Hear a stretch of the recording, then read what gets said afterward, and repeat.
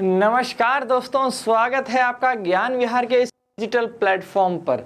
आज अपन पढ़ेंगे एक और नया टॉपिक जिसका नाम है ब्लड सर्कुलेशन सिस्टम। अरे रक्त परिसंचरण तंत्र, क्योंकि ये ब्लड का सर्कुलेशन जो है, जब ये खून हमारे रगों में दौड़ता है, मतलब जो हमारे नसों में दौड़ता है, इसका रीज़न क्या है, ये क्यों दौड़ता है, ये किसी मतलब से दौड़ता है या यूं ही दौड़ता जा रहा है। बस हमें तो आज तक पता है कि भाई दिल दीवाना है, दिल है कि मानता नहीं, दिल तो बच्चा है। लेकिन ध्यान रखना, ये दिल बड़ा नादान है, लेकिन ये काम का बड़ा है। क्यों काम का है, तो ये अपन आज के अपने टॉपिक में पढ़ेंगे, जो हमारा टॉपिक है क्या, ब्लड सर्कुलेशन सिस्टम। अब जो रक्त परिसंचरण तंत्र है, इस रक्त को परिसंचरित करने की ज़रूरत क्यों पड़ी, तो ध्यान से सुनना। ब्लड को सर्कुलेट करने की ज़रूरत इसलिए पड़ी क्योंकि पूरी बॉडी में ग्लूकोज और ऑक्सीजन को पहुंचाना था। क्या करना था, पूरी बॉडी में ग्लूकोज और ऑक्सीजन को पहुंचाना ज़रूरी था। इसलिए हमें किसकी सहायता लेनी पड़ी, ब्लड की सहायता लेनी पड़ी, क्योंकि ब्लड अपन ने पढ़ा है कि एक प्रकार का क्या है, तरल संयोजी उत्तक है। क्या है, तरल संयोजी उत्तक है, कनेक्टिव टिश्यू है। क्या है, टिश्यू है। ये बॉडी के पार्ट्स को जोड़ता है। अरे सुना होगा ना, दिल तो जुड़ता है, दो लोगों को जोड़ता है, दिल मिलते हैं। वो क्यों मिलते हैं अभी बताएंगे दोस्तों, ध्यान रखना, बने रहना है। तो क्या हो गया, जो ये लिक्विड कनेक्टिव टिश्यू है, जो रक्त है, वो एक क्या है, लिक्विड कनेक्टिव टिश्यू। तो ये जब पूरी बॉडी में सप्लाई होगा तो अपने साथ ऑक्सीजन को भी ले जाएगा, ग्लूकोज को भी ले जाएगा, ताकि अपने को क्या मिले, ऊर्जा मिले। अब ये रक्त परिसंचरण का जो काम है वो किसको दिया गया है, हार्ट को दिया गया है। किसको दिया गया है, हार्ट को दिया गया है।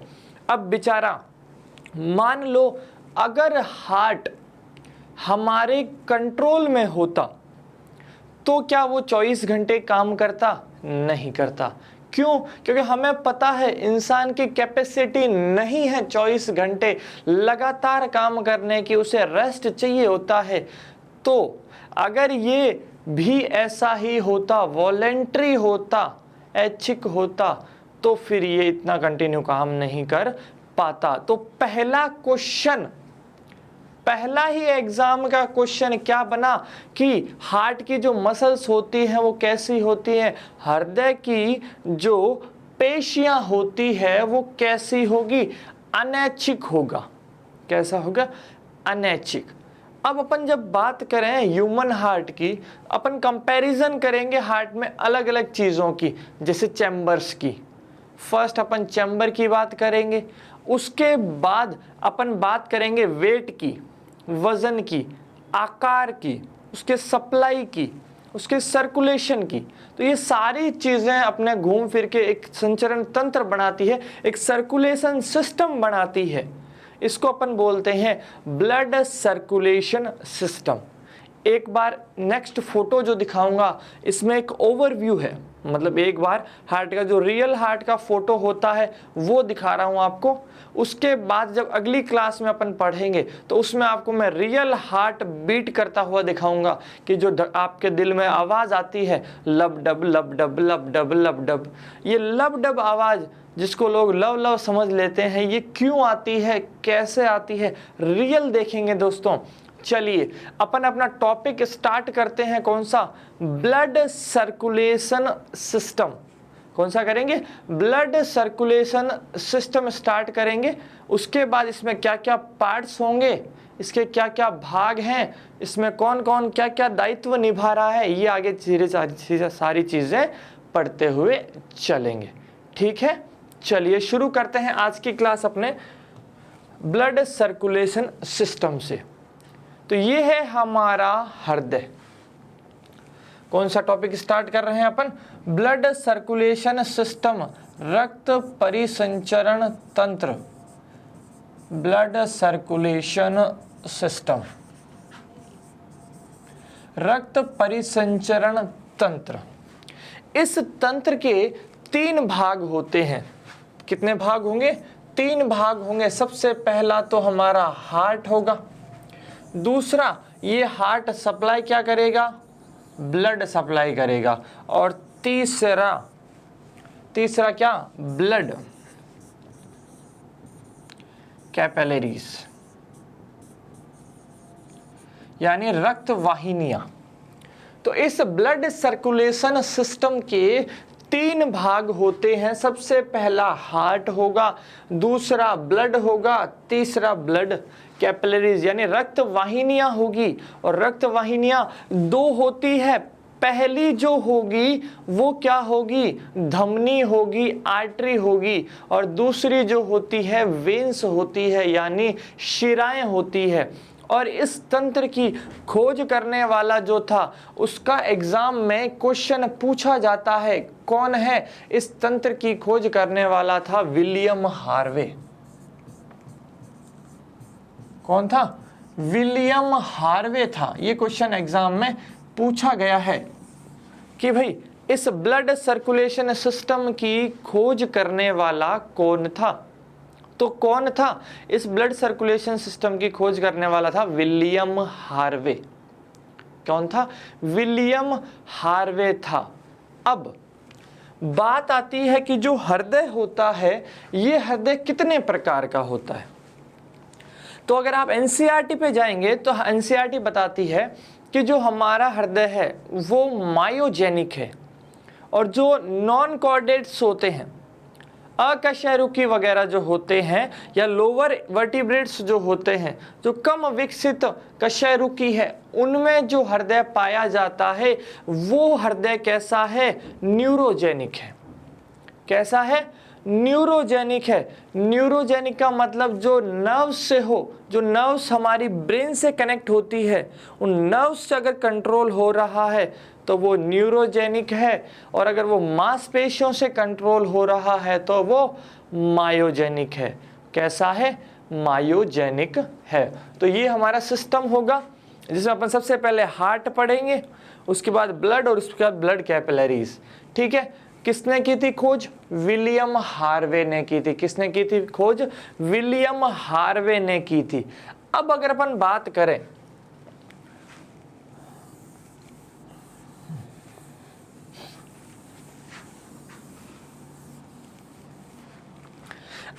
बात करें सबसे पहले ह्यूमन हार्ट की, मनुष्य के अगर हृदय की बात करें तो सबसे पहला पॉइंट ध्यान रखना, ये कैसा होगा? मायोजेनिक होता है। कैसा होगा? मायोजेनिक होता है। मायोजेनिक यानी किससे कंट्रोल हो रहा है? मांसपेशियों से नियंत्रित हो रहा है। मांसपेशियों से। यह क्वेश्चन एग्जाम में पूछा गया है। किससे कंट्रोल हो रहा है? मांसपेशियों द्वारा नियंत्रित होता है, इसलिए इसको अपने क्या बोला? मायोजेनिक बोला। दूसरी बात, इसमें मांसपेशियों से बना होता है और मांसपेशियों द्वारा नियंत्रित, इसमें कोई भी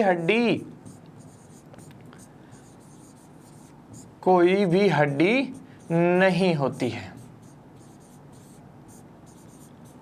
इसमें कोई भी हड्डी नहीं होती है। किसमें? हमारे हृदय में। मस्कुलर ऑर्गन है, मांसपेशियों से बना हुआ है। सिर्फ आपको ब्लड आता हुआ नजर आएगा, जाता हुआ नजर आएगा, लेकिन कोई भी हड्डी नहीं है। तीसरा, ये कैसा होगा? अनैच्छिक है। हृदय में कैसी पेशियां पाई जाती है? अनैच्छिक पाई जाती है या इनवॉलेंट्री पाई जाती है। कैसी पाई जाती है? इनवॉलेंट्री। इनवॉलेंट्री का मतलब है ये आपके बस में नहीं है। आपने सुना होगा दिल है कि मानता नहीं, तो क्यों मानेगा? क्योंकि ये कैसा है? अनैच्छिक है, इनवॉलेंट्री है। ये आपका कहना नहीं मान सकता, इसका काम ही ऐसा है बेचारे को 24/7 ये धक धक धक धक धक धक करता रहता है। ये धक धक आपने सुनी होगी ना, कभी कभार धड़ाधड़ भी करेगा। सिचुएशन पे डिपेंड करता है आप कहाँ हो, उस समय का मामला अलग होगा।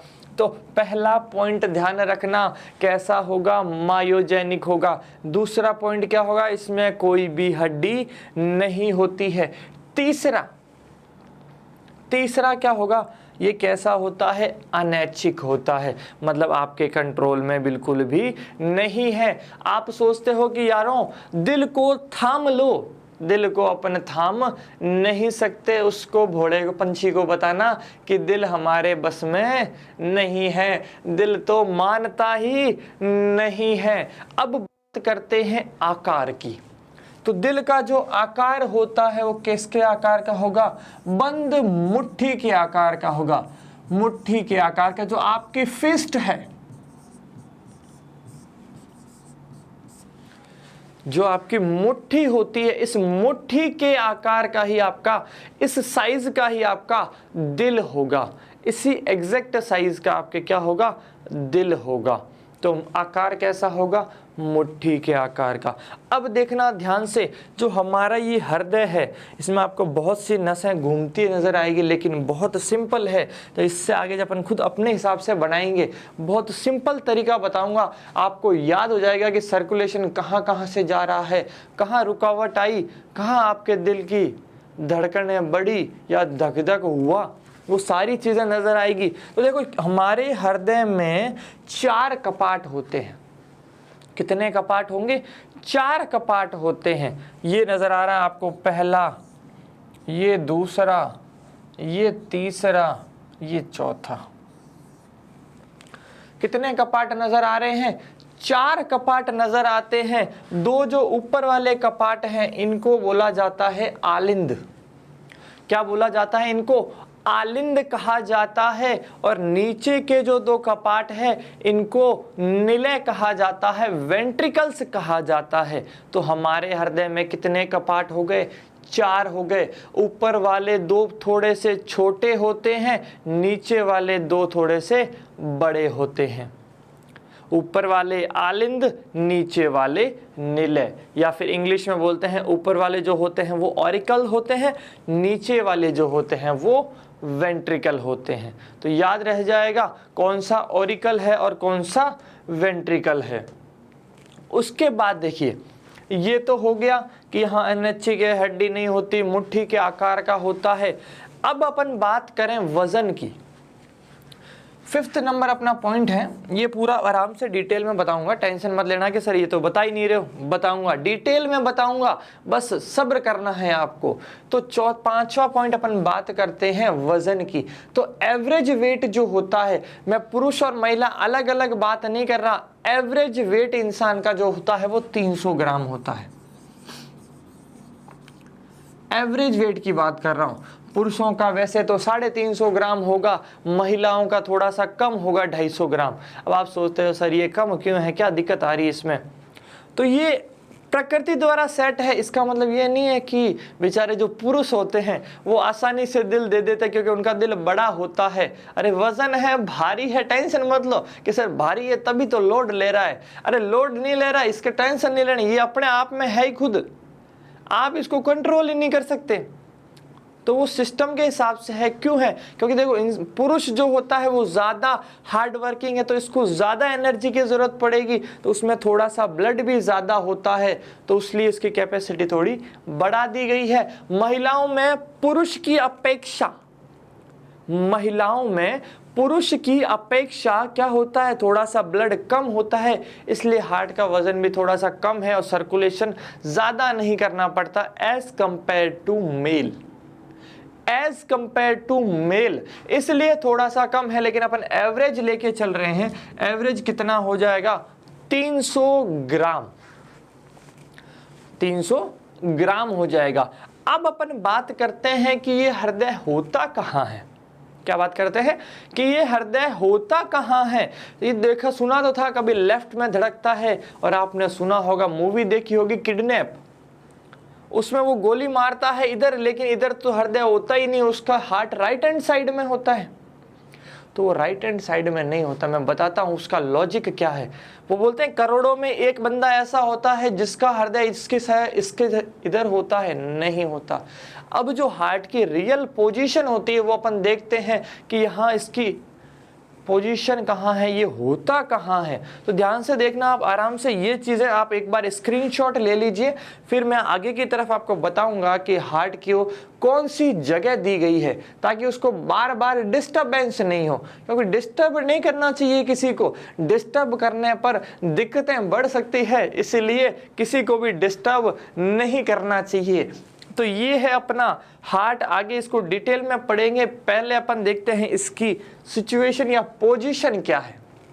तो देखिए, ये जो है ये आपका राइट लंग, ये आपका लेफ्ट लंग, RL और LL। LL का मतलब है लेफ्ट लंग, फेफड़ा। कौन सा फेफड़ा? दायां फेफड़ा, इधर ये बायां फेफड़ा।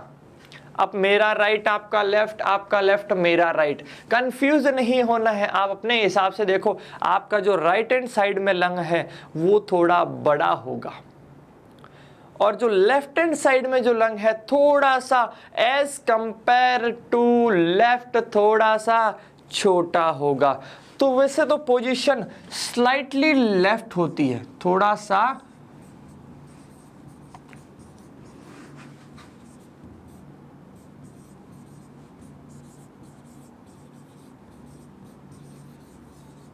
क्या होगा, स्लाइटली टिल्टेड टुवर्ड्स लेफ्ट। मतलब है कि ये ज्यादा किस तरफ झुका हुआ होगा, लेफ्ट की तरफ। पोजीशन इसकी सेंटर में होती है, लेकिन जैसे मान लो अपन ने वजन की बात की, कितना वजन था इसका, कितना वजन था इसका, 300 वजन था। अरे कितना वजन था इसका, 300 वजन था। अब 300 की अगर मैं बात करूं, मान लो ये 300 ग्राम अपन ने वजन लिखा, इस 300 ग्राम में से जो 220 ग्राम है और 80 ग्राम है, तो 80 ग्राम इस तरफ होगा। 80 ग्राम किस तरफ होगा, राइट हैंड साइड में 80 ग्राम होगा, लेफ्ट हैंड साइड में 220 ग्राम होगा। क्या होगा, राइट हैंड साइड में जो होगा वो 80 ग्राम वेट होगा, और लेफ्ट हैंड साइड में जो होगा वो कितना होगा, 220 ग्राम होगा। और यहां पर लेफ्ट लंग के नीचे एक खांचा बना होता है, कैविटी बनी होती है, जहां पर ये सेटल होगा। तो स्लाइटली इधर की तरफ है, ये है हमारा हार्ट, जो थोड़ा सा उधर की तरफ झुका हुआ है, क्योंकि वजन उधर ज्यादा है, कितना, 220 ग्राम। लेफ्ट की तरफ है, एक कैविटी या खांचा बना हुआ है पसलियों के नीचे की तरफ, लंग्स के साइड में। इसलिए लेफ्ट लंग जो होता है वो थोड़ा सा छोटा होता है, और राइट लंग जो होता है वो हमेशा थोड़ा सा बड़ा होता है। दोनों की साइज, अरे दोनों की साइज कभी बराबर नहीं होती है, एक छोटा है दूसरा बड़ा है, ये चीज याद रखना। तो एवरेज वेट 300 था, जिसमें पोजीशन आप देख लीजिए। अब देखो ध्यान से, ये तो अपन ने वेट की बात कर ली। अब जो हमारा हार्ट सिचुएटेड होता है, इसके ऊपर जो कवरिंग है, इसके ऊपर जो कवरिंग है वो पसलियों की है, और पसलियों की जोड़ी कितनी होती है, 12 जोड़ी होती है। कितनी जोड़ी होती है, 12 जोड़ी होगी। और इस 12 जोड़ी के अंदर, इस 12 जोड़ी के अंदर आपको जो स्टार्टिंग की सेकंड पसली से लेकर छठी पसली है, फ्रॉम सेकंड टू सिक्स्थ, इसके बीच में अपना क्या मिलेगा, हार्ट मिलेगा। तो कौन सी पसलियों के बीच में मिलेगा अपने को, ध्यान रखना, दूसरी से छठी के बीच।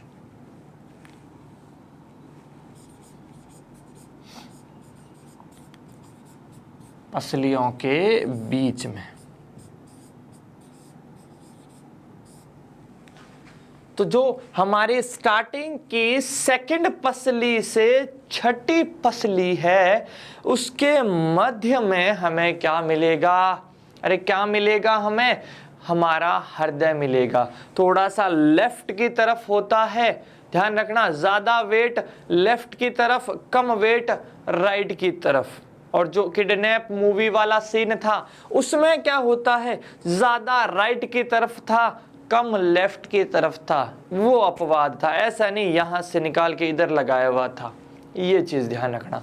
ये था उसका सीन। ये है हमारे हार्ट की पोजीशन। जो भी हार्ट की धक धक धड़ाधड़ सुननी होती है वो हमारे डॉक्टर साहब कान में लगाते हैं स्टेथोस्कोप। क्या लगाते हैं? स्टेथोस्कोप लगाते हैं। ये स्टेथोस्कोप क्या करेगा? आपके हृदय की धड़कनों को सुनेगा। उसके अंदर जो आवाज़ आ रही है, जो वाल्व है हमारे हृदय में, वो जब बंद हो रहे हैं या खुल रहे हैं, बंद हो रहे हैं या खुल रहे हैं, इसकी जानकारी देता है। मान लो वाल्व में कोई गड़बड़ है, वाल्व में कोई गड़बड़ है तो फिर दिक्कत हो सकती है और वहाँ पर आवाज़ चेंज हो जाएगी। जब भी आपने देखा हो कभी कहीं पर गड़बड़ होती तो खर खर की आवाज़ आती है, तो वैसे ही हमारे हृदय भी जब क्या होगा, सही नहीं चल रहा होगा तो वहाँ पर भी कैसी आवाज़ आएगी? खर खर की आवाज़ आएगी, मर मर की आवाज़ आएगी। तो ध्यान रखना, अगर आगे अपन पढ़ते हैं, आगे आपको बताऊंगा कि ये खर खर क्यों आई थी, मर मर क्यों आई थी, या लब और डब कब कब आती है, कैसे आती है। तो इतना आपको समझ में आ गया होगा कि हमारा हृदय होता किस तरफ है। ठीक है, यहाँ से आपको सेंटर में नजर आएगा, लेकिन थोड़ा सा लेफ्ट की तरफ टिल्ट होता है, थोड़ा सा लेफ्ट की तरफ टिल्ट होता है। याद रह जाएगा। चलें अपन आगे, चलिए आगे देखते हैं अपन। अब अपन बात करते हैं अपने हृदय के सर्कुलेशन की। हमारा जो हृदय होता है, ध्यान रखना, हमारा जो हार्ट है, हमारा जो हृदय है, इसमें डबल सर्कुलेशन होता है, दोहरा संचरण होता है। कैसा सर्कुलेशन होगा?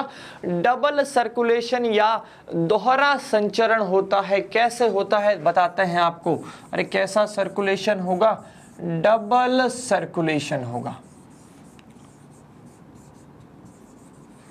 दोहरा संचरण।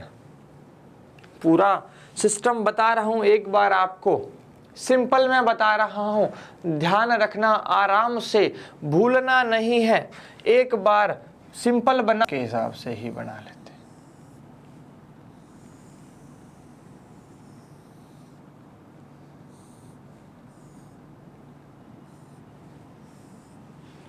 ठीक है,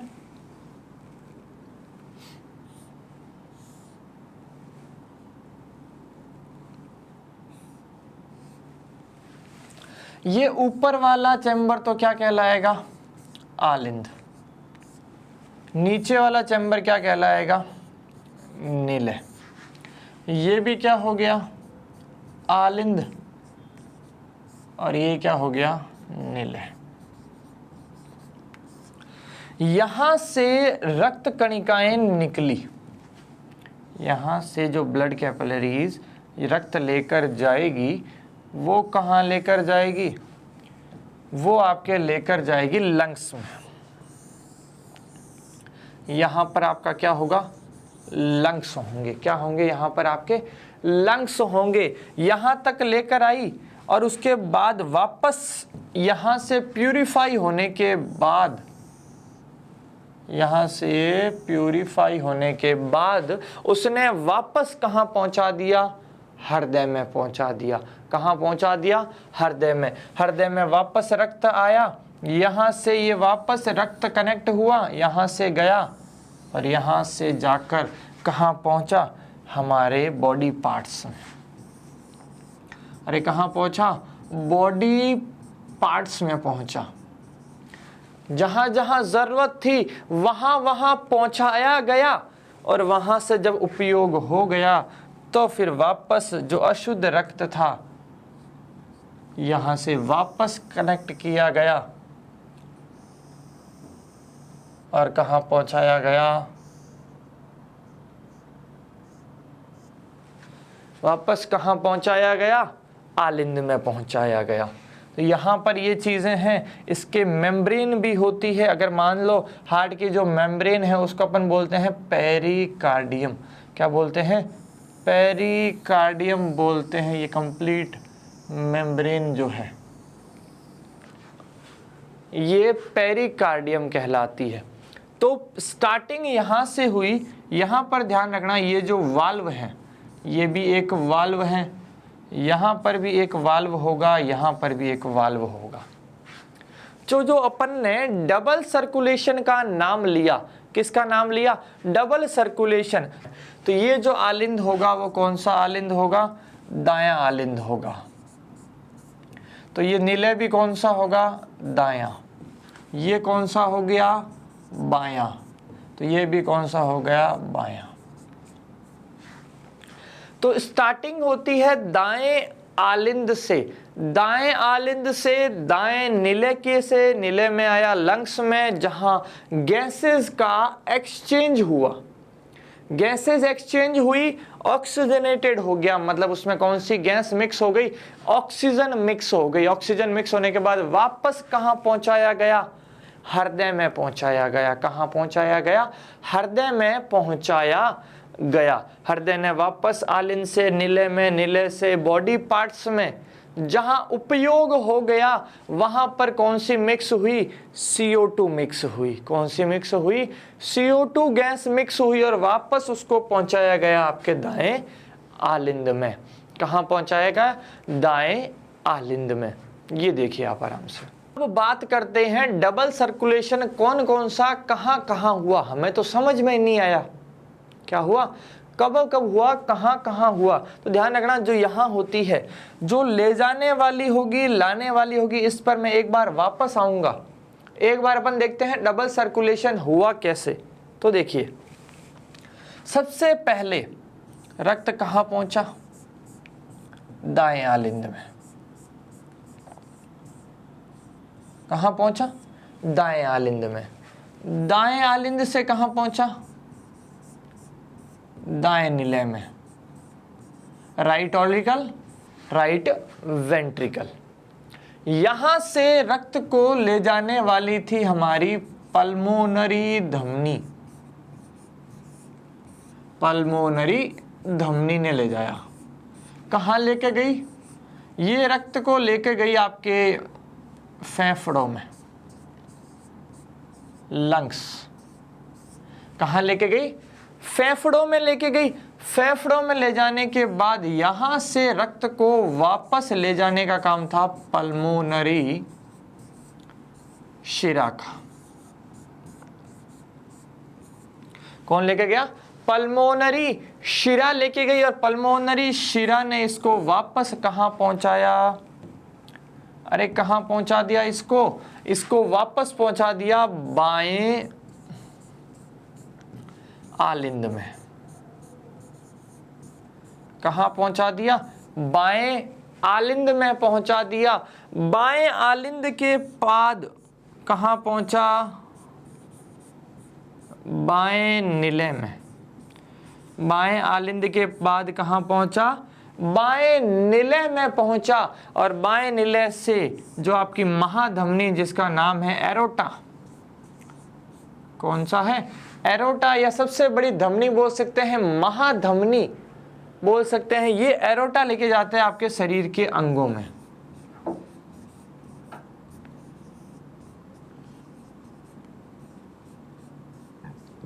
शरीर के अंगों में। अब शरीर के अंगों से क्या होगा? जब ब्लड उपयोग आ गया ऑक्सीजनेटेड, तो वापस जो लाने का काम होगा वो होता है वेना केवा।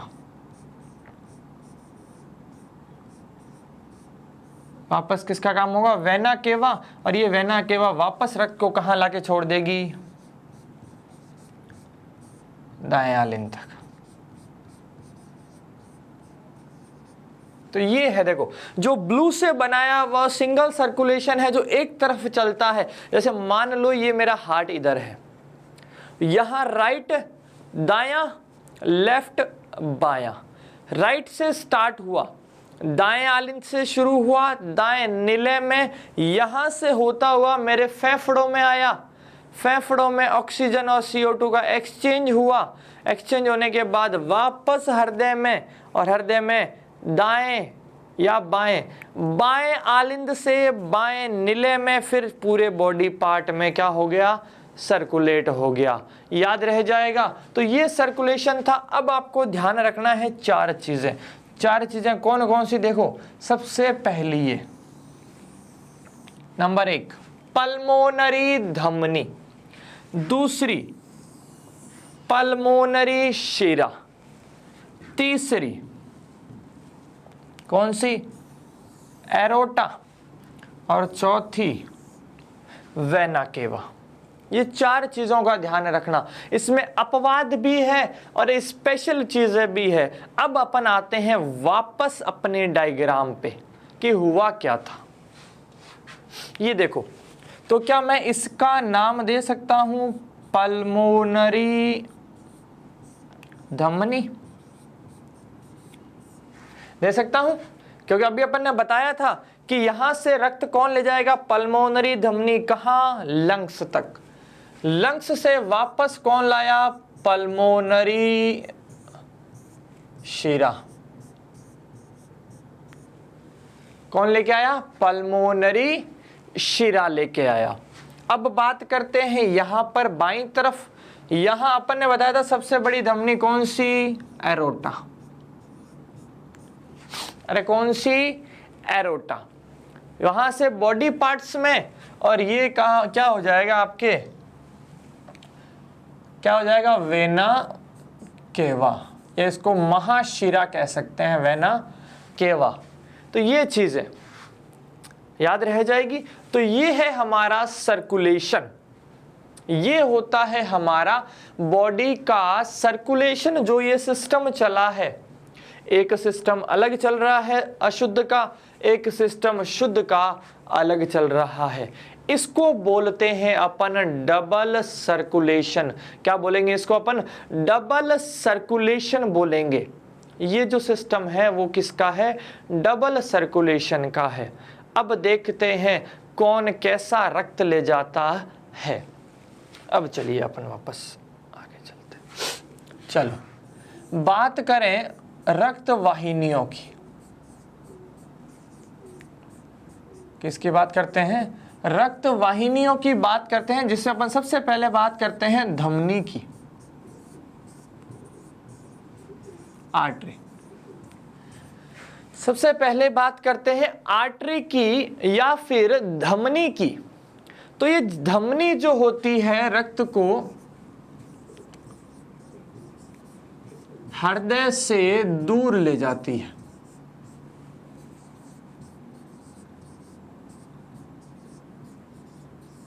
हृदय से दूर लेकर जाती है, पहला पॉइंट। दूसरा, यह हमेशा शुद्ध रक्त का वहन करती है।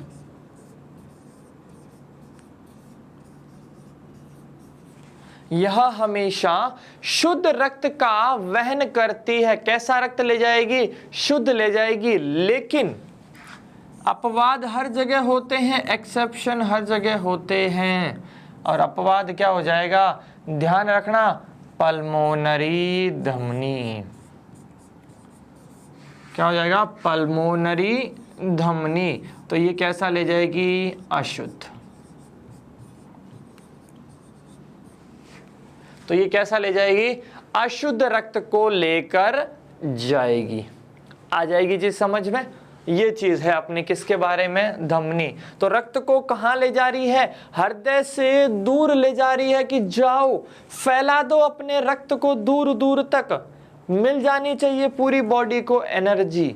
तो दूर ले जाने का काम किसका होगा, धमनी का होगा। उसके बाद हमेशा शुद्ध रक्त, मतलब स्वच्छता तो भरी हुई है, हमेशा शुद्ध रक्त ले जाती है कौन, धमनी। तीसरा अपवाद है, आपको पता होगा हमारे घर में भी, आपके घर में भी, जहां पर भी 2-3 भाई बहन होते हैं वहां एक अपवाद जरूर होता है, मतलब जो किसी ना किसी के काम में टांग अड़ाता है। मान लो वो अगर होशियार है तो आपको फादर या मदर से रिपोर्ट कार्ड में आपको प्रसाद दिलवा सकता है। हो सकता है, तो एक अपवाद तो हर जगह होता ही है, तो ध्यान रखना आप भी हो सकते हैं अपवाद, स्पेशल भी होते हैं, तो वो बड़ी बात नहीं है। तो ये हो गया हमारे धमनी। अब बात करते हैं दूसरी, किसकी? शिरा की। किसकी बात करेंगे अपन? शिरा की बात करेंगे। चलिए, या वेन्स की बात करते हैं। इसको अपन क्या बोल सकते हैं? वेन्स बोल सकते हैं। क्या बोल सकते हैं? वेन्स कह सकते हैं। तो वेन्स जो होती है, अब वेन्स का क्या लॉजिक है कि यह हृदय के और लेकर आती है, हृदय की और लेकर आती है। अरे सुना होगा ना, तेरी और तेरी और, तो ये भी क्या करती है? हृदय के और लेकर आती है। किसको? रक्त को। लेकिन हमेशा कैसा रक्त? वो शुद्ध तो ये अशुद्ध, हमेशा अशुद्ध रक्त का वहन करती है। हमेशा कैसे रक्त का वहन करती है? अशुद्ध रक्त का वहन करती है। इसमें भी आएगा अपने क्या? अपवाद। क्या आएगा? अपवाद आएगा। और अपवाद क्या होगा? पल्मोनरी शिरा। अरे क्या होगा? पल्मोनरी शिरा। कैसा रक्त ले जाएगा? अगर सारे ले जा रहे हैं अशुद्ध तो ये ले जाएगा शुद्ध, सारे ले जा रहे हैं अशुद्ध तो ये ले जाएगा शुद्ध। उल्टा काम करेगा। अपवाद मतलब है ही उल्टा। अरे सब सीधा कर रहे हैं तो ये क्या करेगा? उल्टा करेगा, इसलिए इसको बोलते हैं अपवाद। तो वो धमनी का था, ये शिरा का है। तो अब ध्यान से देखना ये चीज, यहां पर मैंने धमनी लिखा, मतलब ये कौन सा रक्त होगा? CO2 जनित अशुद्ध। यहां पर पल्मोनरी शिरा शुद्ध रक्त लेके जाता है, मतलब यहां पर कौन सा होगा? O2। सभी धमनियां कैसा ले जाती है? शुद्ध, तो यहां भी क्या होगा? O2। और ये वेना केवा कैसा ले जाती है? CO2 यानी अशुद्ध। तो ये है अब अपना सर्कुलेशन, ये सर्कुलेशन है। अरे आया समझ में? अब ये सिंपल सर्कुलेशन है। अब आपको वो जो जटिल वाला स्टार्टिंग का था, ये देखो ध्यान से, वापस वही, ये रहा आपका पहला, ये दूसरा, ये तीसरा और ये चौथा। यहां से ये कौन सा था? आपके दायां निलय से पल्मोनरी आर्टरी। ये देखो, यहां से पल्मोनरी आर्टरी रक्त ले जा रही है लंग्स में। कहां ले जा रही है? लंग्स में ले जा रही है। उसके बाद लंग्स से वापस कौन ला रहा है? अरे कौन ला रहा है? ध्यान से देखो, लेफ्ट में ये रही आपकी पल्मोनरी वेन, वापस लेके आई। कहां लाई? लेफ्ट आर्टरियम में, बाएं आलिंद में। बाएं आलिंद से ये प्रवेश किया बाएं निलय में, और निलय में ये देखो यहां लिखा हुआ है एरोटा कि जा, तू भी जा। अरे जा, क्या जा? रक्त तू जा। अलग अलग दिशाओं में एरोटा में, एरोटा अलग अलग भाग में शुद्ध रक्त को भेज देता है। और उसके बाद देखना, ये वापस आ रहा है वेना केवा। ये अपने महाशिरा की बात हुई है। वेना केवा सुपीरियर मतलब जो ऊपर से ला रही है, और इंफीरियर मतलब जो नीचे से ला रही है महाशिरा ही। अलग अलग है, ऊपर से ला रही इसलिए सुपीरियर है, नीचे से ले जा रही है मतलब इंफीरियर। ले जाएंगी कहाँ? अरे लाकर तो छोड़ेगी वापस कहाँ? हमारे आलिंद में। कौन से आलिंद में? दाएं आलिंद में। मतलब चक्र जहां से शुरू हुआ था वहीं आकर रुक गया, इसलिए इसको क्या बोलते हैं? डबल सर्कुलेशन कहते हैं। आई होप समझ में आ गया होगा। आ गया। अब इस डायग्राम को आप आराम से समझ सकते हो जब अपन ने वो सिंपल उसको समझा है, याद रह जाएगा। चलिए आगे की तरफ बढ़ते हैं। ये हो गया, उसके बाद पोजीशन हो गई, उसके बाद ये हमारा डबल सर्कुलेशन हो गया, और उसके बाद ये अपन ने बात किया सर्कुलेशन चलता कैसे है, सर्कुलेशन चलता कैसे है। उसके बाद वाहिनियां हो गई, धमनी हो गया, अपवाद हो गया, शिरा, उसके अपवाद। अब अपन जो बात करेंगे वो दिल की बातें करेंगे कि दिल धड़कन।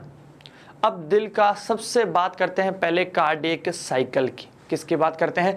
कार्डियक साइकिल की बात करते हैं।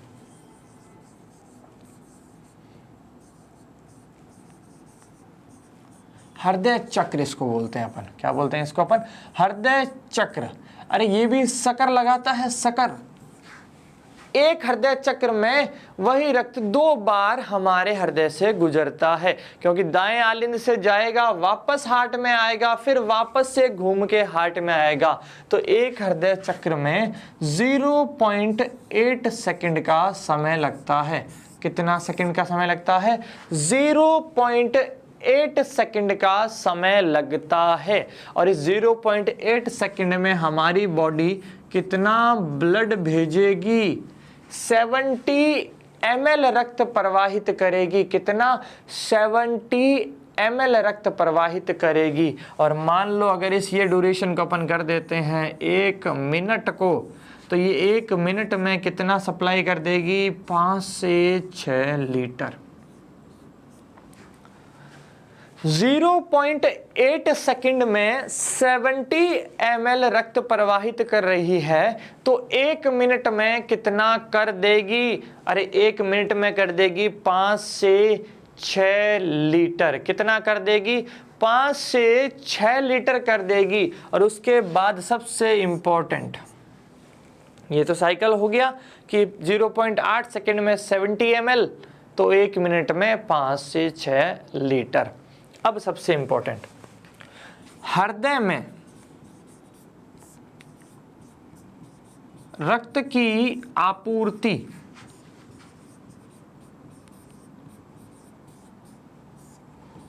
कोरोनरी धमनी द्वारा की जाती है।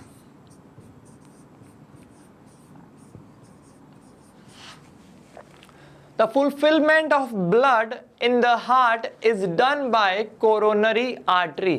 हृदय में रक्त की जो आपूर्ति होती है वो किसके द्वारा की जाएगी? कोरोनरी धमनी में। और जब भी कोरोनरी धमनी में कोई रुकावट आएगी, इसका मतलब समझ लेना आपको कोई आने वाला है, आप में हृदय घात या हार्ट अटैक आने वाला है। क्या आने वाला है? तो हार्ट अटैक का रीजन क्या होता है? कोरोनरी धमनी में ब्लड का सप्लाई बाधित होना। कोरोनरी धमनी में ब्लड का सप्लाई अगर बाधित हुआ तो आपको झटका आएगा। अब वो झटका जोर का झटका है, जोरों से लगा। तो जोर का झटका जोरों से भी हो सकता है, जोर का झटका धीरे भी हो सकता है। आपको चांस मिल भी सकता है, अगला नहीं भी मिल सकता। आपके बॉडी को उसको हैंडल करने की जो आपकी कैपेसिटी है उस पर डिपेंड करेगा। तो ये चीज़ ध्यान रखना, जो हार्ट अटैक आता है वो कोरोनरी धमनी में रक्त का प्रवाह हिंड्रेंस होने की वजह से, रुकावट होने की वजह से आता है। तो यूं ही बने रहना है। आज की क्लास में अपन इतना ही पढ़ेंगे। यूं ही मुस्कुराते रहिए, बने रहिए। बाकी अपन करेंगे अगली क्लास में। जय हिंद, जय भारत।